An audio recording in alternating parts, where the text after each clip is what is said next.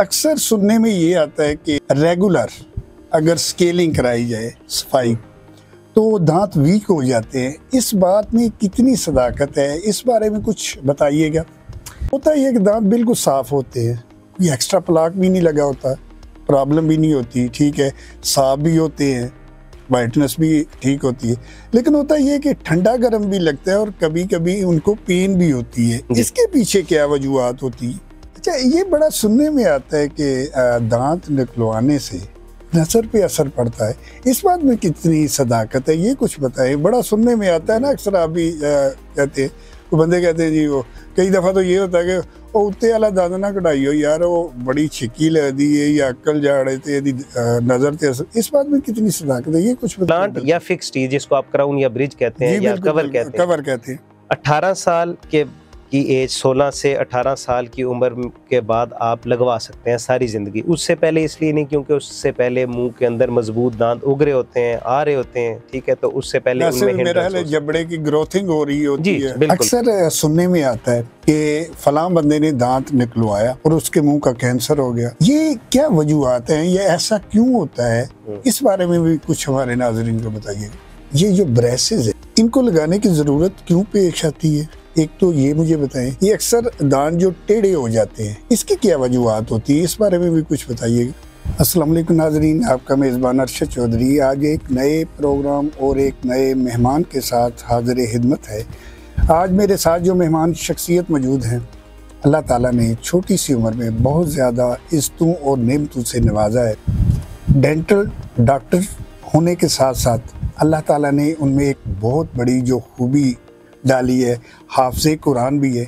इनसे आपकी मुलाकात कराते हैं, मेडिकल के शोबा से वाबस्ता है जनाब मोहतरम डॉक्टर हाफिज़ मुकर्रम साहब। अस्सलाम वालेकुम। जी वालेकुम अस्सलाम। डॉक्टर साहब क्या हाल है? जी अल्लाह का शुक्र है, ठीक है। डॉक्टर साहब बहुत बहुत शुक्रिया, आप हमारे पास आए, ना कीमती टाइम दिया। आप लोगों का भी बहुत शुक्रिया, आपकी टीम मेंबर्स का शुक्रिया कि आप लोगों ने मुझे यहाँ इन्वाइट किया। Bundle of thanks. बहुत शुक्रिया। प्रोग्राम की तरफ आते हैं। सबसे पहले तो मुझे ये बताएं कि ये मेडिकल में बहुत सारे शोबे थे, ये डेंटल का शोबा चूज करने के पीछे क्या राज़ो न्याज थे, क्या वजूहत थी, या कोई ऐसी शख्सियत आपने देखी जिससे मुतासर हो कि इसकी तरफ रगबत हो गई? इस बारे में कुछ हमारे नाज़रीन को बताइएगा। इसमें ऐसा है कि फैमिली सारी डॉक्टर्स की है। अच्छा। वालिद साहब डॉक्टर, अल्हम्दुलिल्लाह अब 38-40 ईयर्स प्रैक्टिसिंग हैं। अच्छा। और अपना सेटअप था, बड़े भाई डॉक्टर, एक भाई सर्जन है, एक भाई चाइल्ड स्पेशलिस्ट हैं। तो फैमिली की तरफ से इंसिस्ट करना उनका यही था कि आप MBBS की तरफ ही जाएं। बट मेरा ये ख्याल था कि चाइल्ड स्पेशलिस्ट भी है, जनरल सर्जन भी है, तो हम डेंटिस्ट्री या डेंटल सर्जरी जो है वो हमारे हॉस्पिटल में नहीं है, ठीक है। तो मेरा ज़रा इंटरेस्ट उस साइड पे था, तो मैंने कहा जी मैं BDS करके डेंटल सर्जरी की तरफ जाऊंगा। और अल्हम्दुलिल्लाह अल्लाह का शुक्र है जी, अल्लाह का करम।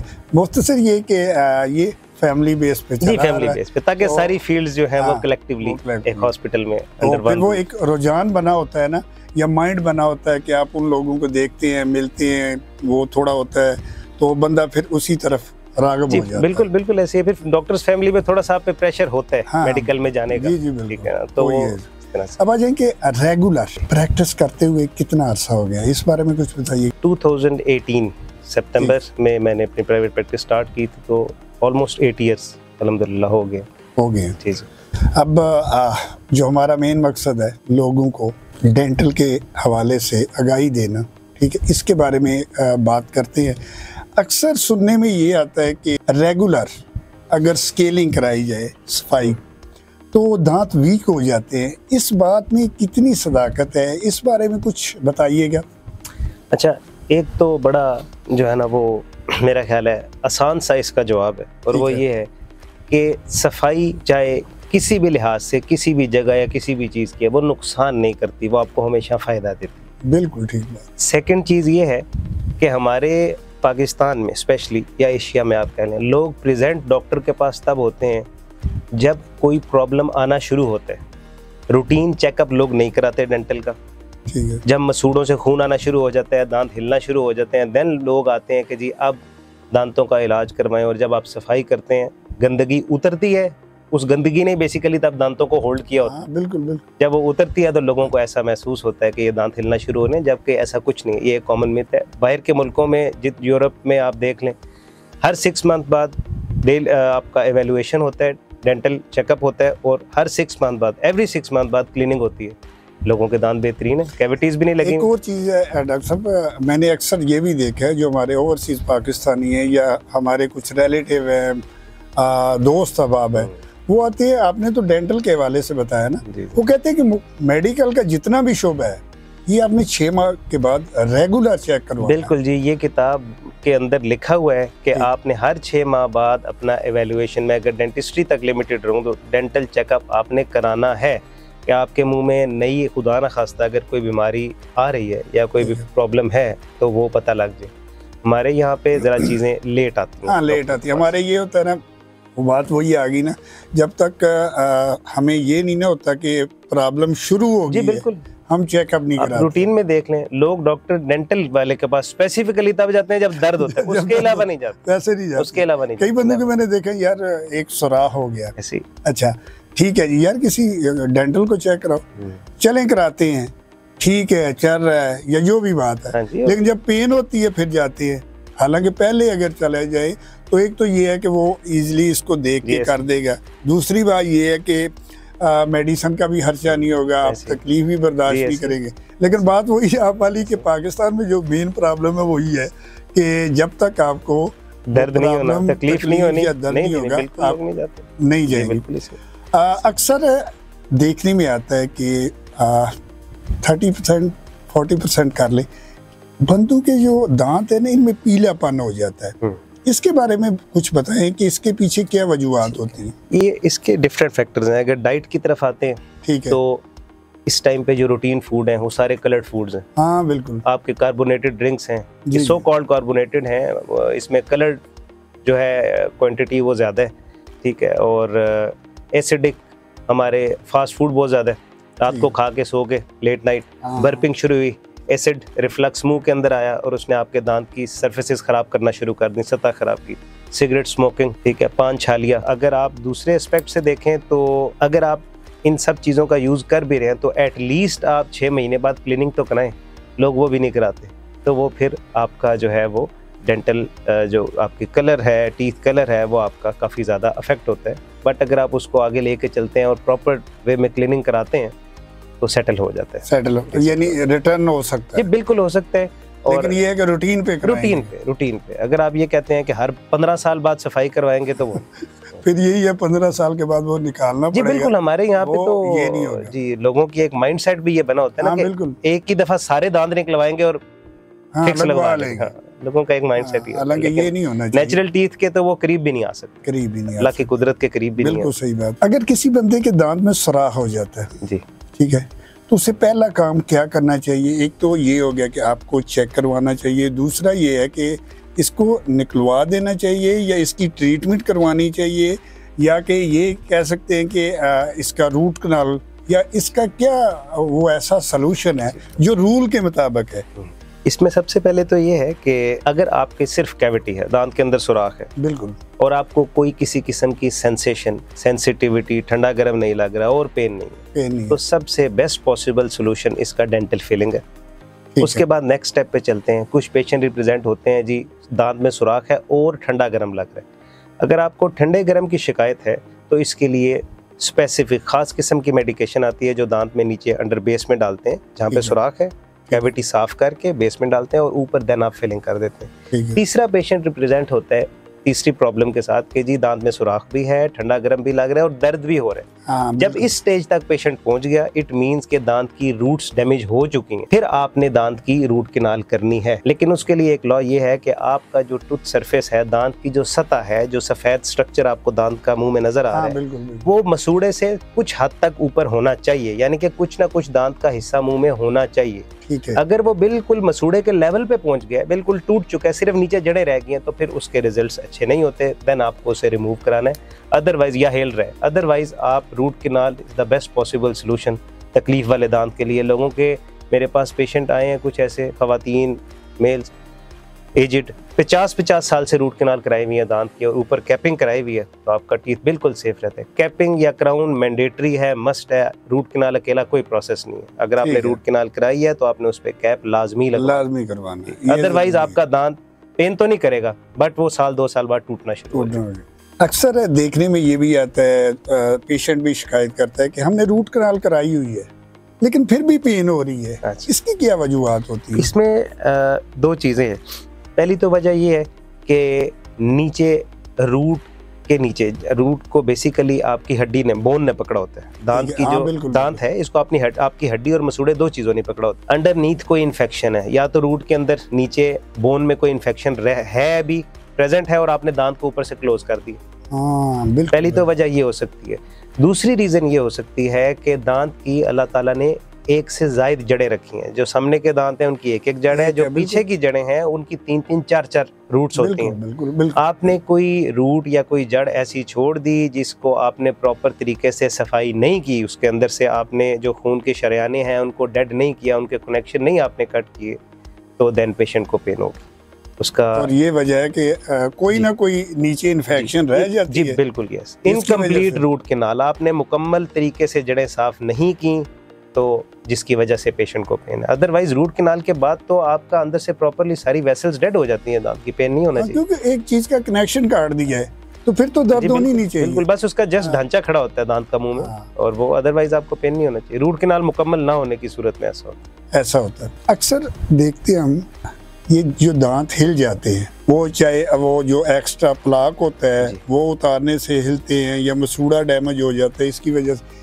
क्या इनका भी इलाज है? कोई डेंटिस्ट में ठीक हो सकते हैं, हिलना बंद हो सकते हैं? इस बारे में भी कुछ बताइएगा। इसमें मुख्तलिफ चीज़ें हैं। इसमें ऐसा है कि दांत को कैटेगराइज किया गया 3 तरह से।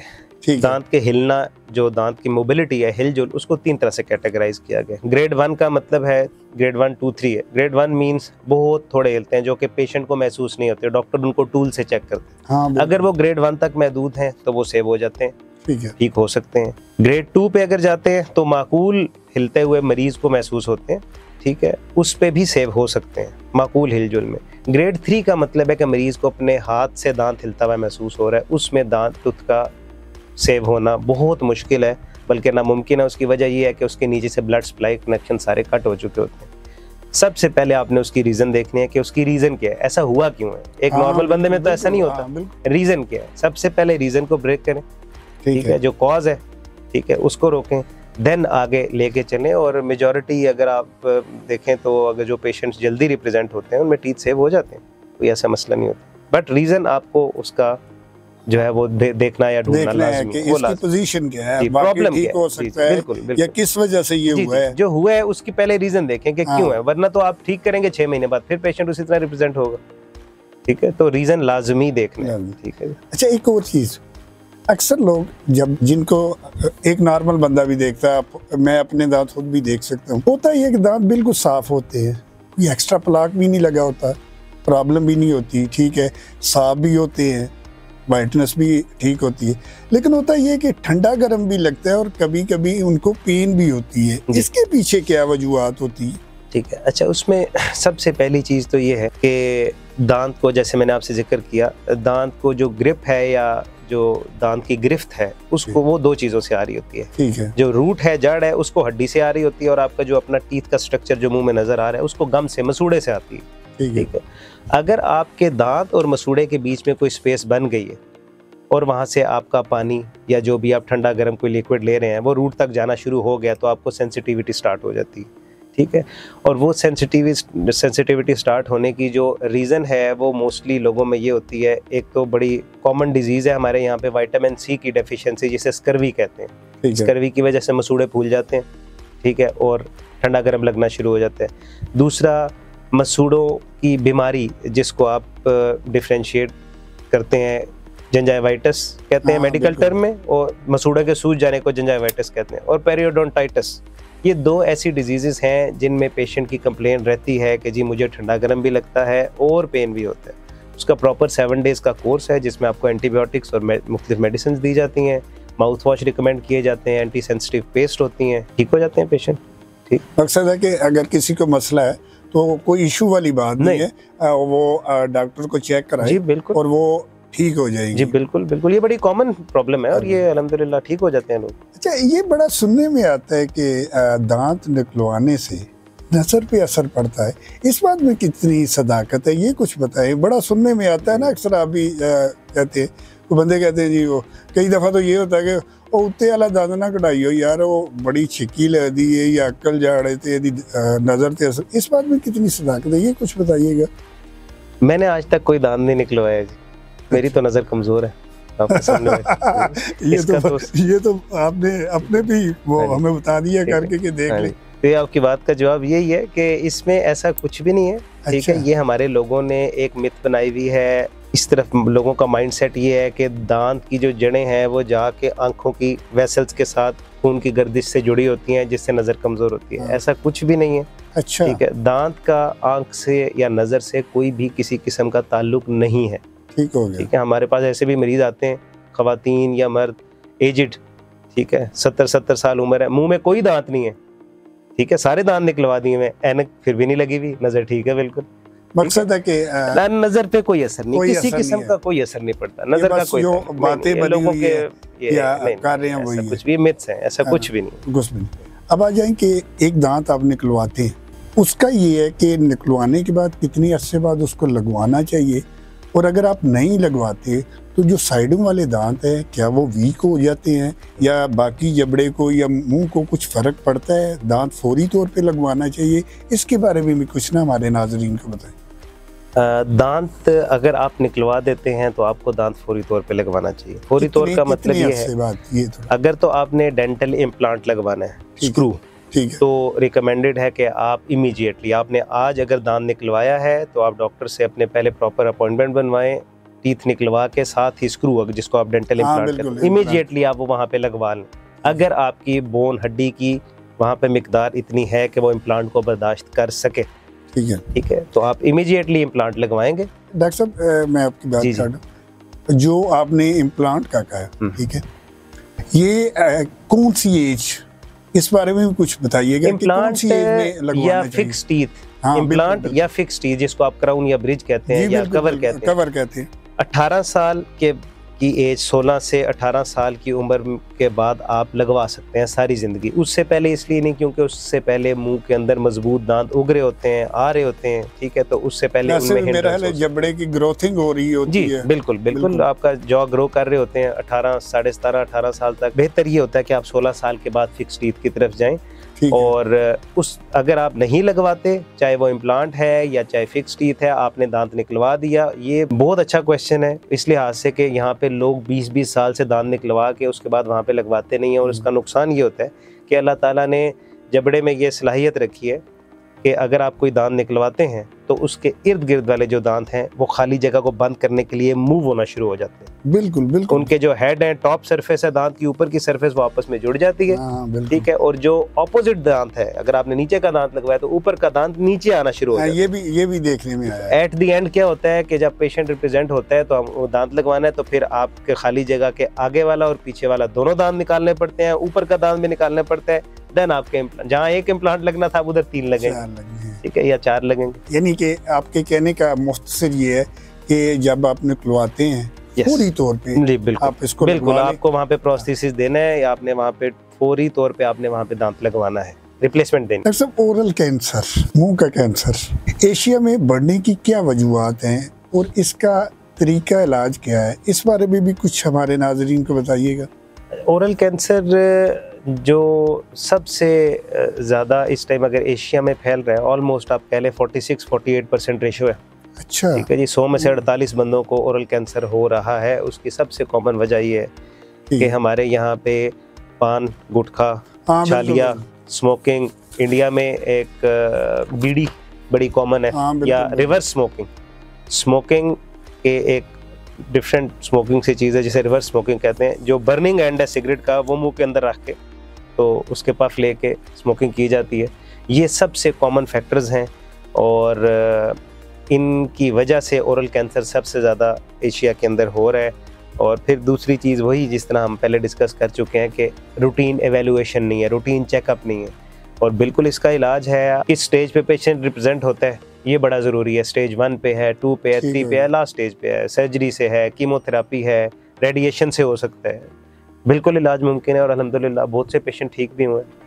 कहने का मकसद है कि नामुमकिन नहीं है? नहीं जी नहीं, बिल्कुल नामुमकिन नहीं है। अनलेस अनटिल के मरीज लास्ट स्टेज पे रिप्रेजेंट हो रहा है, ब्लीडिंग इतनी हो रही है या फैल इतना चुका है कैंसर के आपको पता है कि आधा धड़ काटना पड़ेगा, तो देन आप उसको छोड़ देते हैं, ठीक है। अदरवाइज अगर आपका पेशेंट ठीक स्टेज पे आपके पास रिप्रेजेंट हो जाता है तो बिल्कुल ओरल कैंसर का इलाज है। अक्सर सुनने में आता है कि फलां बंदे ने दांत निकलवाया और उसके मुंह का कैंसर हो गया। ये क्या वजूहत हैं, ये ऐसा क्यों होता है?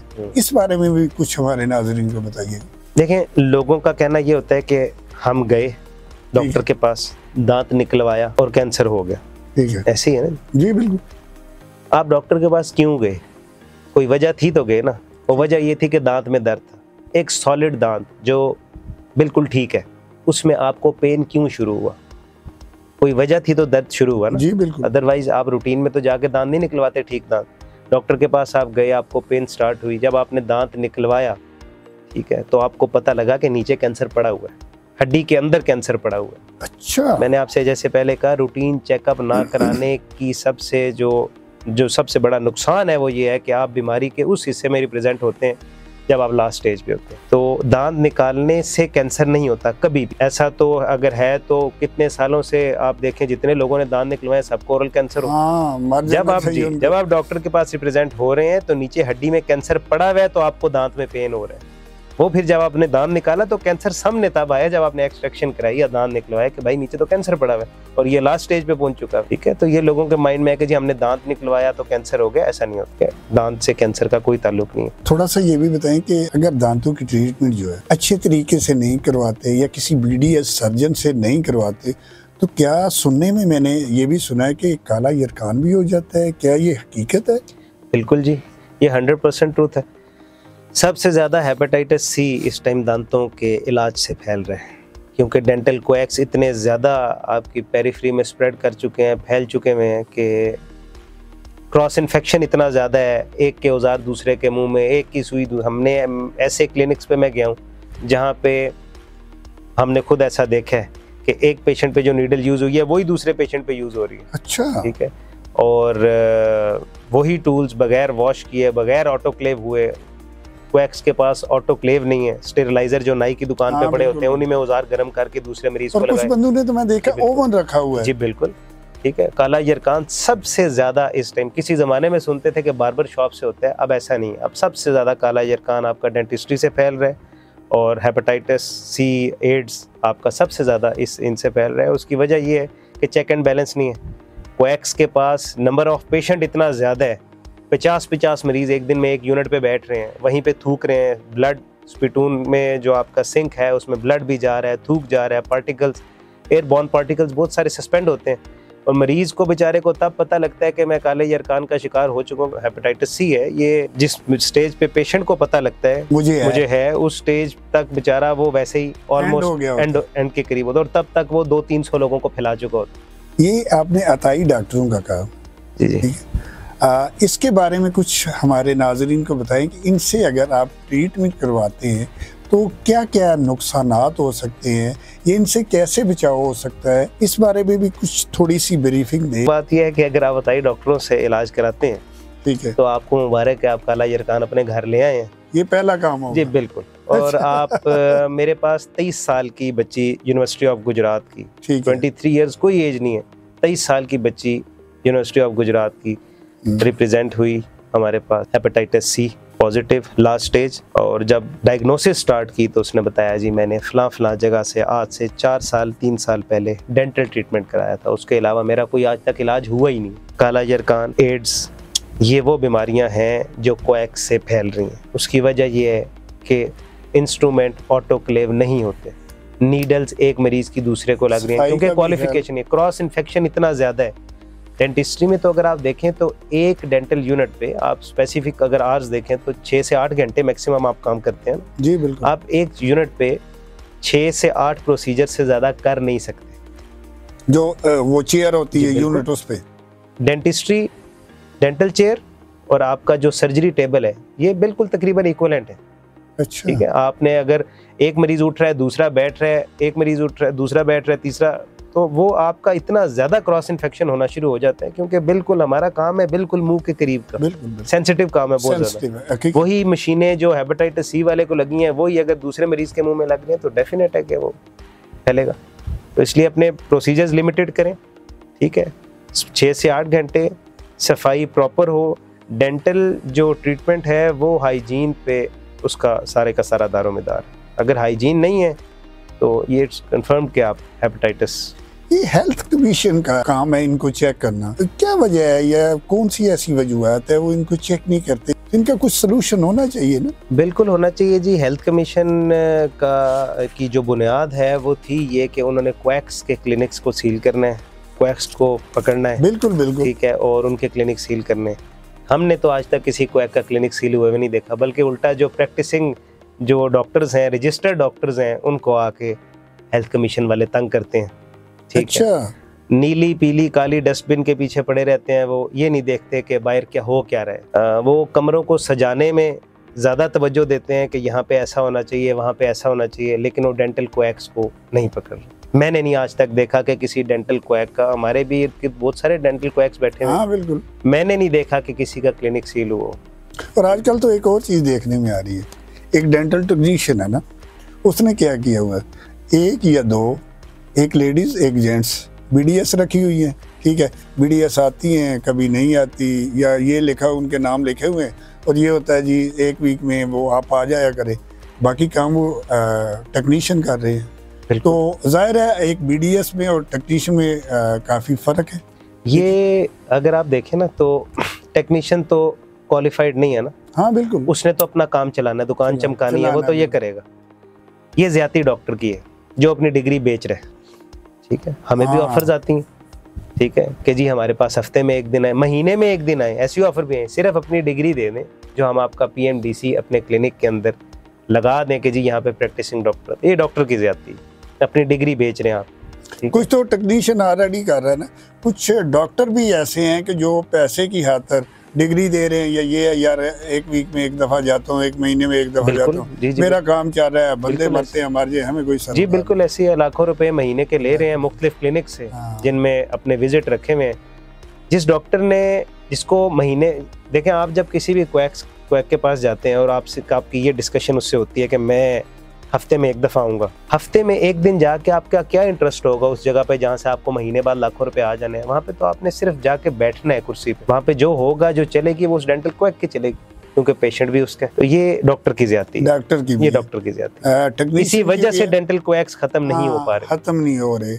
आपने अपने गिरदोनवा में कोई क्लिनिक सील हुआ देखा है क्वैक का? मैंने नहीं देखा। मैंने तो GT रोड के ऊपर जो आज से 10 साल पहले मैं क्लिनिक देखता था वो एज इट इज चल रहे हैं, वैसे के वैसे चल रहे हैं। ठीक है, अब आ जाइए, ये जो ब्रेसेस है इनको लगाने की जरूरत क्यों पेश आती है? एक तो ये मुझे बताएं, ये अक्सर दांत जो टेढ़े हो जाते हैं, इसकी क्या वजूहत होती है, इस बारे में भी कुछ बताइएगा। जो ब्रेसेस की आपने रीजन पूछी है उसमें सबसे पहली चीज तो ये है, फिर वहीं से बात शुरू करते हैं कि रूटीन एवेल्युएशन ना होना। हम अपने बच्चों का रूटीन का मुआयना नहीं कराते।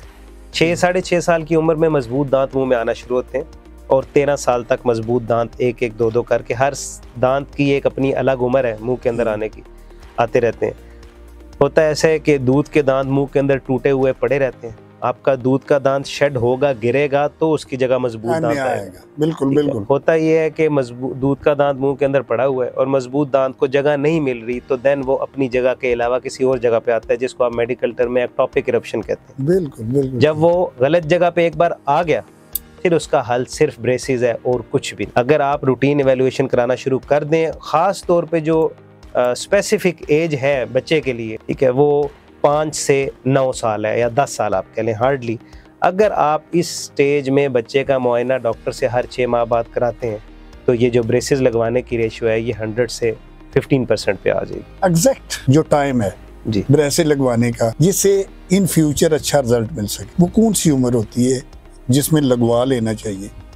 तकरीबन आप कह लें 12 से 14 साल की उम्र एग्जैक्ट उम्र है, उसकी वजह यह है कि मुंह के अंदर सिवाय विजडम टीथ जिसे एकल जाड़ कहते हैं, उसके अलावा सारे दांत आ चुके होते हैं। तो वो बेहतरीन एज है। उसकी वजह यह है उसको आप काइंड ऑफ इंटरसेप्टिव ऑर्थोडोंटिक, या आप ये कह सकते हैं कि हड्डी कमजोर होती है उस टाइम, दांत ताजे ताजे आए होते हैं, आप जहाँ से जिस तरह चाहे उसे मैनिपुलेट करके मूव कर अपनी जगह पे। जितनी एज बढ़ती जाएगी, एक बंदा जो 14 साल में ब्रेसेस डलवा रहा है और एक वो जो 40 में डलवा रहा है, 40 वाले के रिजल्ट 20% आएंगे, 14 वाले के 100% आएंगे और 1-1.5 साल में 12 to 15 ईयर्स आप कह लें, ये एक बेहतरीन एज है ब्रेसेस के लिए, ताकि आप 2 साल में वाइंड अप करें और आपके लिए।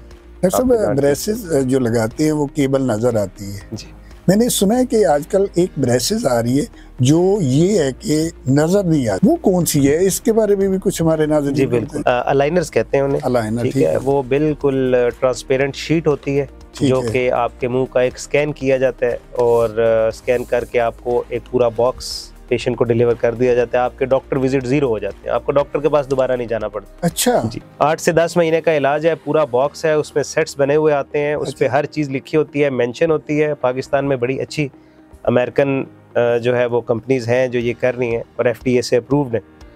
तो उसमें आपने अपना आफ्टर एवरी 10 डेज आपने वो अपना सेट चेंज करना है, इवन तो आपके साथ बैठे हुए बंदे को पता ही नहीं लगता कि आपका कोई इलाज चल रहा है। वो बड़ी ज़बरदस्त चीज़ है, बहुत अच्छी चीज़ है। मकसद है अगर वो आप यूज करते हैं तो पॉजिटिव रिजल्ट। बिल्कुल जी, 100% रिजल्ट आते हैं, 100% रिजल्ट। डेंटल इम्प्लांट्स, स्क्रू वाले दांत किस उम्र में लगवाना चाहिए? एक तो ये थोड़ा सा डिटेल से बताइएगा, क्या ये इलाज बेहतर है और किस हद तक कामयाब है, इसके बारे में भी कुछ बताइएगा जी। डेंटल इम्प्लांट आप किसी भी कोई भी, जब आपने टीथ निकलवाया, परमानेंट टीथ, मजबूत दांत, दांत 2 तरह के होते हैं, दूध के दांत और मजबूत। मजबूत दांत तकरीबन 13 साढ़े 13 साल की उम्र में कंप्लीट हो जाते हैं मुंह के अंदर। मजबूत दांत जब आपके एक दफ़ा मुंह में आ गए हैं, 13 साल 14 साल 15 साल के बाद आप ऑनवर्ड्स जो है वो डेंटल इम्प्लांट आप लगवा सकते हैं और ये बहुत ही अच्छी चीज़ है और लोगों के 20-20 साल से चल रहे हैं, कामयाब है। शुगर के मरीज़ के लिए ख़ास तौर पे ये है कि शुगर का इम्बैलेंस होना, शुगर का प्रॉपर ना रहना इसको फेल करवा सकता है। या वो लोग जिनको कोई बोनी डिसऑर्डर है, कोई हड्डियों की बीमारी है, उन लोगों में, क्योंकि इम्प्लांट ने हड्डी के अंदर जाना है, बिल्कुल ठीक है। अगर हड्डियों की कोई बीमारी है, हड्डियाँ कमज़ोर हैं या कोई और अदर डिजीज़ हैं, दैन वरना ये बहुत बेहतरीन रिप्लेसमेंट है, बहुत अच्छी चीज़ है, ज़रूर लगवाना चाहिए। बिल्कुल कामयाब, अफोर्ड कर सकते हैं। बिल्कुल जी, कॉस्टली चीज़ है। पाकिस्तान में अब इसका ट्रेंड शुरू हुआ है पिछले 8-10 साल से। कॉस्टली चीज़ है लेकिन बहुत अच्छी चीज़ है, बेहतर चीज़ है, लगवानी चाहिए। ये आपने शुगर की बात की जी, ठीक है। क्या डेंटल की वजह से या डेंटल दांतों की बीमारियों की वजह से शुगर पे भी असर वगैरह पड़ता है या उसको कोई प्रॉब्लम हो सकती है? शुगर जिस पेशेंट को है और शुगर कंट्रोल नहीं है, ठीक है, जिस मरीज को शुगर है और उसकी शुगर कंट्रोल नहीं है, ऐसा मुमकिन नहीं है कि उसके दांत ना गिरें। अच्छा। उसके दांत गिरेंगे, डेफिनेटली गिरेंगे, क्योंकि शुगर आपके गम्स को डैमेज कर रही है। आपके ब्लड के अंदर जब शुगर लेवल ज़्यादा है, ठीक है, तो दांत को भी तो वही ब्लड मिल रहा है ना जो बाकी जिस्म को मिल रहा है, तो आपके टीथ डेफिनेटली वीक होंगे, गिरेंगे दांत। अगर शुगर आपकी मेंटेन है तो लोगों के 70-70 साल की उम्र तक भी दांत टिके रहते हैं, कुछ नहीं होता। बट अगर आपकी शुगर कंट्रोल नहीं है, सबसे ज़्यादा जो हम डेंटल इम्प्लांट करते हैं या फिक्स टीथ ब्रिज वगैरह लगाते हैं, शुगर के पेशेंट्स को लगाते हैं क्योंकि टीथ वीक हो जाते हैं। हाँ बिल्कुल बिल्कुल। उसके बाद ये है कि अगर आप लगवा लेते हैं तो वो काम नहीं करते। जी बिल्कुल ऐसे ही है। और इम्प्लांट जो है वो है तो बहुत अच्छी चीज़, लेकिन अगर आप ये कहें कि कुदरती दांत कितना है तो ये नामुमकिन है। नहीं देखिए, कुदरती क्या तो नेमल बदल है ही, क्या बिल्कुल ऐसे। जितने मर्जी एक्सपेंसिव लगा लें, खर्चा कर लें, आप जदीद टेक्निक का करवा लें, लेकिन जो अल्लाह ताला ने हमारे जिस्म का एक हिस्सा बनाया वो तो नहीं बन सकता। हमसे लोग दांत लगवा के इम्प्लांट हो या कवर हो तो ये बात करते हैं, डॉक्टर साहब वो टेक्नीशियन थे 20 साल की गारंटी देता है, आप गारंटी क्यों नहीं देते? ये बड़ा होता है, ये हमारा आपने अपना कुदरती दांत जाया कर दिया।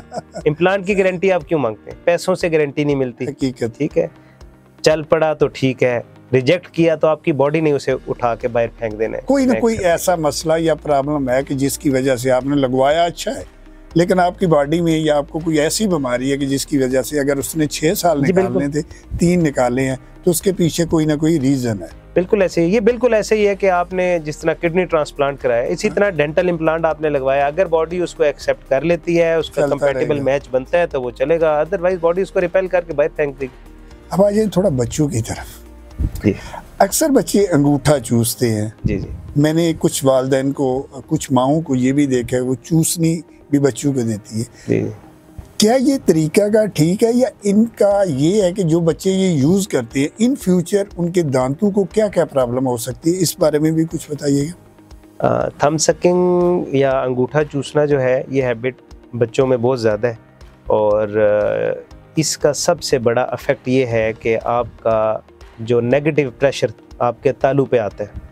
अच्छा। जब आप थंब सकिंग करते हैं तो जी आपके तालू पे नेगेटिव प्रेशर आता है, तालू श्रिंक कर जाते हैं, ठीक है, सुकड़ जाता है तालू, ऊपर के दांत बाहर आ जाते हैं, नीचे के दांत अंदर चले जाते हैं, आपकी रिवर्स स्माइल, इसे मेडिकल में रिवर्स स्माइल कहते हैं, सामने के दांतों में ठीक ठाक गैप बन जाता है।